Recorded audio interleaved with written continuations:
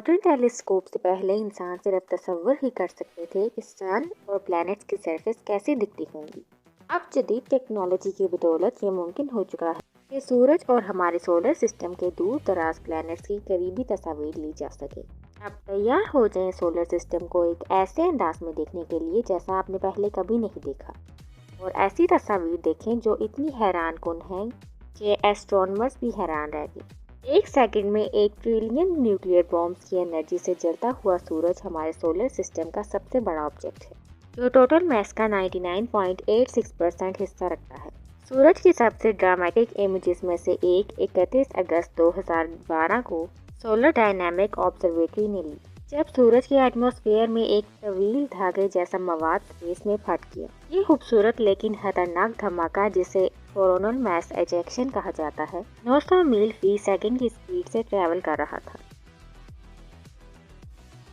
सूरज का करीब 3 planet mercury, जो 36 मिलियन मील के फासले पर सूरज के गिर्द ऑर्बिट करता है, वो कई सालों में स्पेस मिशंस ने स्टडी किया, लेकिन नासा के मैसेंजर स्पेसक्राफ्ट ने पहली बार इसके गिर्द चक्कर लगाया। तस्वीर में देखा जा सकता है कि मरकरी की सरफेस पर मुख्तलिफ साइज के क्रेटर्स यानी गड़े और बड़े एस्ट्रॉइड्स के टकराने के निशानात दिखाई देते हैं, जैसे वैनाइक क्रेटर जो 168 मील चौड़ा है और कैलोरस बेसन जो 960 मील चौड़ा है, जिसके बैरूनी किनारे पर पहाड़ 1.2 मील बुलंद है। ये तस्वीर और स्पेक्ट्रल सरफेस मेजरमेंट्स 29 अप्रैल 2015 को हासिल किए गए। मैसेंजर ने मरकरी की 2 लाख से ज़्यादा तस्वीर ली थी और अपना मिशन 2015 में इसी प्लैनेट की सरफेस पर जानबूझकर क्रैश करके ख़त्म किया। ये क्रैश नागज़ीर था क्योंकि मैसेंजर मार्च 2011 से मरकरी के गिर्द ऑर्बिट में था और ईंधन खत्म हो चुका था। टकराने से पहले इसने अपनी आखिरी तस्वीर भेजी, जो मरकरी की सबसे ज़्यादा डिटेल्ड पिक्चर थी। आप सोच सकते हैं कि मरकरी सबसे गर्म प्लैनेट होगा क्योंकि ये सूरज के करीब है, लेकिन हमारा अगला प्लैनेट दर हकीकत सोलर सिस्टम का सबसे गर्म प्लैनेट है। के करीब दूसरा प्लैनेट और ज़मीन का सबसे करीब हमसाया प्लैनेट वीनस एक थिक एटमॉस्फेयर का मालिक है, जो ज़्यादातर कार्बन डाइऑक्साइड, सल्फर डाइऑक्साइड और नाइट्रोजन गैस पर मुश्तमिल है। यह एटमॉस्फेयर सूरज की हीट को ट्रैप करता है और वीनस को हमारे सोलर सिस्टम का सबसे हॉटेस्ट प्लैनेट बनाता है। वनेरा 13 एक स्पेसक्राफ्ट था जो सोवियत यूनियन ने वनेरा प्रोग्राम के तहत वीनस को एक्सप्लोर करने के लिए बनाया था। ये पहला स्पेसक्राफ्ट था जिसने वीनस की सरफेस से कलरफुल इमेजेस भेजी थी। वीनस एक निहायत गर्म दुनिया है जहाँ का टेम्परेचर 470 डिग्री सेल्सियस तक पहुँच सकता है। ये स्पेसक्राफ्ट सिर्फ 30 मिनट काम करने के लिए डिज़ाइन किया गया था, लेकिन ये इतना मजबूत बनाया गया था कि 1 मार्च 1982 को लैंडिंग के बाद 2 घंटे से ज़्यादा तक डाटा और तस्वीर भेजता रहा। इसके बाद नासा ने 1990 में मैगलन स्पेसक्राफ्ट वीनस पर भेजा ताकि पूरे प्लैनेट की सरफेस की तस्वीर और नक्शे बनाए। मैगलन ने वीनस की सरफेस की तस्वीर वापस भेजी, जिनमें आतिशफशां टेक्टोनिक प्लेट्स की हरकत, तेज हवाएं और मीलों लंबी लावा की नहरें दिखाई दी, जिनमें एक 5550 मील लंबी थी। इसके अलावा मैडमॉन्स नामी आतिशफशां की तस्वीर भी मिली, जो 3 मील बुलंद है। जब मैगलन ने वीनस की पूरी सरफेस की नक्शासाजी मुकम्मल कर ली तो इसका मिशन खत्म हो गया और ये आग के शोलों में लेते हुए प्लैनेट पर गिरकर तबाह हो गया। सूरज से तीसरा पत्थर अर्थ बहुत यूनिक है और हमारे सोलर सिस्टम में वाहिद ऐसी जगह है जहां जिंदगी पाई जाती है। ज़मीन की कई हैरत अंगेज तस्वीरें ली गई हैं, लेकिन जदीद सैटेलाइट की तस्वीर सबसे दिलकश है, जैसे ये तस्वीर जो नासा की जानिब से ली गई है, जो ज़मीन को बिल्कुल हकीकी रंगों में दिखाती है। ये तस्वीर नासा के moderate resolution imaging spectro radiometer ने ज़मीन से 22,000 मील की बुलंदी से ली है और इसमें नॉर्थ और साउथ अमेरिका को स्पेस से दिखाया गया है और पस मंजर में चांद भी नजर आ रहा है। 14 दिसंबर 2020 को नासा ने गोस्ट 16 के जरिए एक मुकम्मल सोलर एक्लिप्स भी कैद किया था, जो वाकई हैरत अंगेज था। लेकिन एक दिलचस्प बात यह है कि मार्च 2011 में रशियन सैटेलाइट इलेक्ट्रोएल ने ज़मीन की निहायत तफसीली तस्वीर खींची, जो नासा की तस्वीर का मुकाबला करती थी।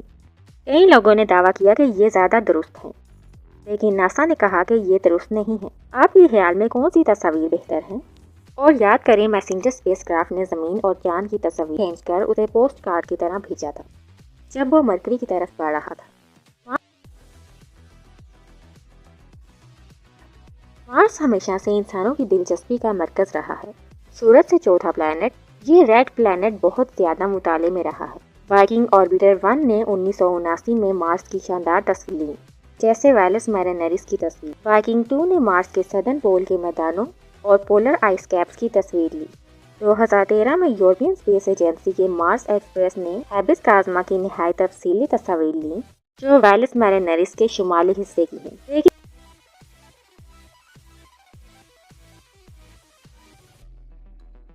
मार्स की सरफेस पर 4 रोवर्स काम कर चुके हैं, जो तहकीक और तस्वीर ले रहे हैं। मार्स क्यूरियोसिटी रोवर की तस्वीर, जिनमें एक सेल्फी भी शामिल है, किसी गैर मुल्की दुनिया की सबसे हैरत अंगेज तस्वीर में शामिल है। ये एक 1.8 बिलियन पिक्सल की पैरानैमिक तस्वीर है, जो 1200 से ज्यादा तस्वीर से बनी है, और ये क्यूरियोसिटी रोवर ने ली है, जो अब भी वर्क कर रहा है। हमारे सोलर सिस्टम का सबसे बड़ा प्लैनेट जुपिटर, जो गैस जायंट कहलाता है, अपने मुनफरिद अंदाज के लिए मशहूर है। इसकी सबसे खास बात इसका ग्रेट रेड स्पॉट है, जो एक तूफान है जो 350 साल से जारी है और इतना बड़ा है कि जमीन को निगल सकता है। 10 जुलाई 2017 को जूनो स्पेसक्राफ्ट इस रेड स्पॉट के ऊपर से सिर्फ 5600 मील की दूरी से गुजरा और इस तूफान की सबसे करीब से ली गई तस्वीर हासिल की।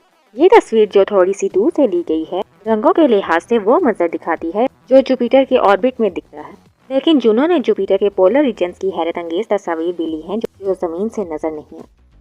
एस्ट्रोनॉमर्स के लिए हैरानकुन बात यह थी कि जुपिटर के नॉर्थ पोल पर 8 तूफान घूम रहे हैं, जो एक खास जियोमेट्रिक पैटर्न में तरतीब दिए गए हैं। तूफान जुपिटर के एटमॉस्फेयर में मुस्तकिल नजर आते हैं और आम मौसम की तरह नहीं है। बाद में मजीद तस्वीर आई और 13 नवंबर 2018 को जूनो कैम इमेजर के डाटा से एक नई तस्वीर बनाई गई, जो हैरानकुन थी।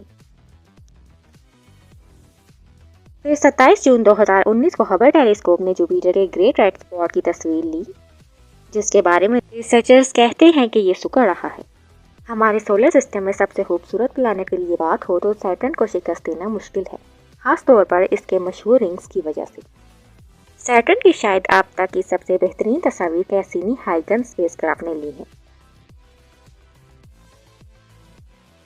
20 अक्टूबर 2002 को यह स्पेसक्राफ्ट सैटर्न से 177 मील की दूरी पर था जब इसने ये तस्वीर ली, और 27 मार्च 2004 को ये सैटर्न के ऑर्बिट के करीब पहुंचा तो इसने ये कुदरती रंगों वाली तस्वीर ली। यहाँ एक हैरानकुन तस्वीर है जो शायद आपने पहले कभी नहीं देखी हो। ये तस्वीर सैटर्न की है, जिसमें सूरज पीछे है और इजाफी रोशनी की मदद से कैसिनी ने सैटर्न के रिंग्स का वो मंजर लिया जो ज़मीन से मुमकिन नहीं। नतीजा वाकई शानदार है, लेकिन 2004 में हबल टेलीस्कोप ने भी हिस्सा लिया और सैटर्न के एक शानदार रोशनी के छमाके ऑरा की तस्वीर ली। 2016 में कैसिनी स्पेसक्राफ्ट ने सैटर्न के नॉर्दर्न हेमिस्फीयर की तस्वीर ली, जिनमें साइंटिस्ट ने एक छेक होने वाले वॉर्टेक्स तूफान को देखा। ये तूफान स्टडी किया गया है, लेकिन अभी तक कोई नहीं जानता कि ये कैसे बनता है। 15 सितंबर 2017 को कैसिनी स्पेसक्राफ्ट ने सैटर्न की तरफ अपना आखिरी सफर किया और इस आखिरी तस्वीर को भेजने के लिए सैटर्न के एटमॉस्फेयर में एक मीटियोर की तरह जलकर खत्म हो गया। यूरेनस, जो अपनी जानिब झुका हुआ घूमता है,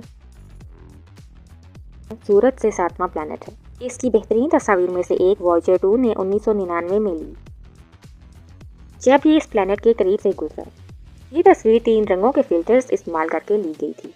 11 और 12 जुलाई 2004 को केप टेलीस्कोप की मदद से यूरेनस की एक कंबाइंड इमेज जारी की गई, जिसमें इस बर्फीले प्लैनेट और इसके रिंग को दिखाया गया। तस्वीर में आप जो ब्राइट स्पॉट देखते हैं वो रोशनी के छमाके ऑरा है। नवंबर 2011 में हबल टेलीस्कोप ने यूरेनस की एक शानदार तस्वीर खींची और एक रंगीन तस्वीर में आइसी ब्लू स्फीयर रेड रिंग्स नजर आते हैं।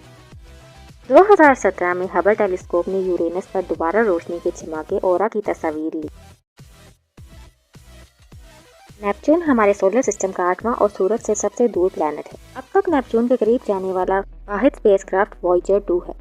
वॉयेजर 2 ने जो एक तस्वीर ली, उसमें प्लैनेट की सरफेस पर एक बड़ा तूफान दिखाया गया, जिसे नेपच्यून का ग्रेट डार्क स्पॉट कहा जाता है।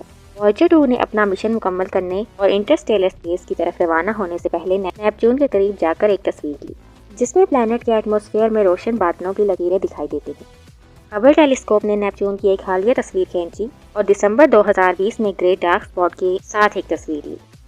क्योंकि नेपच्यून हमसे बहुत दूर है, जमीन से ली जाने वाली नेपच्यून की बेहतरीन तस्वीर यूरोपियन सदर्न ऑब्जर्वेटरी के बहुत बड़े टेलीस्कोप ने ली, जिसमें एक खास narrow field adaptive optics mode और multi unit spectroscopic explorer instrument का इस्तेमाल किया गया।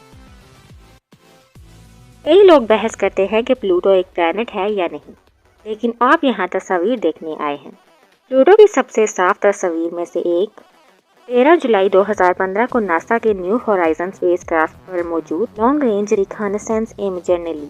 लेकिन ये सब खत्म नहीं हुआ और अगले दिन स्पेसक्राफ्ट के जरिए ली गई ब्लू रेड इंफ्रारेड इमेजेस को मिलाकर एक तस्वीर बनाई गई। न्यू होराइजन ने प्लूटो की मजीद शानदार तस्वीर लेना जारी रखी। प्लूटो का एक चांद भी है जिसे चेरॉन कहा जाता है, जो इन तस्वीर में देखा जा सकता है, जो बेहतरीन रंगों में तैयार की गई है। इनमें से हैरत अंगेज तस्वीर बर्फीले मैदान के पार पहाड़ों को दिखाती है। इंसानियत ने हमारे सोलर सिस्टम के प्लैनेट्स से नई तस्वीर हासिल करने और हैरत अंगेज डिस्कवरीज करने में शानदार नताइज हासिल किए हैं, लेकिन हम अभी भी प्रॉक्सिमा सेंट्राई के करीब तस्वीर लेने से बहुत दूर हैं, जो हमारे करीब तरीन प्लैनेटरी सिस्टम है। मौजूदा स्पेसक्राफ्ट जो इस डायरेक्शन में जा रहे हैं वहां पहुंचने में हजारों साल लगाएंगे। ताहम एक थिन नैनो प्रोब बनाने के मंसूबे हैं, जिसे ब्रेक थ्रू स्टार शॉट कहा जाता है। इसके थिन सेल जमीन से एक ताकतवर लेजर की तवानाई को पकड़ेंगे, जो इसे 134 मिलियन मील फी घंटा की रफ्तार से ले जाएगा। इसका मतलब ये है कि ये टाइनी प्रोब 20 से 25 साल में प्रॉक्सिमा सेंट्राई तक पहुंच सकता है। तसव्वुर करें कि अगर ऐसा हो जाए तो ये कैसी हैरत अंगेज तस्वीर ले सकता है। अगर आपको ये स्पेस डॉक्यूमेंट्री पसंद आई है तो इसे लाइक करें और अपने दोस्तों के साथ ज़्यादा से ज़्यादा शेयर करें। फ्यूचर में ऐसी वीडियोस देखने के लिए चैनल को सब्सक्राइब कर लें। Thank you.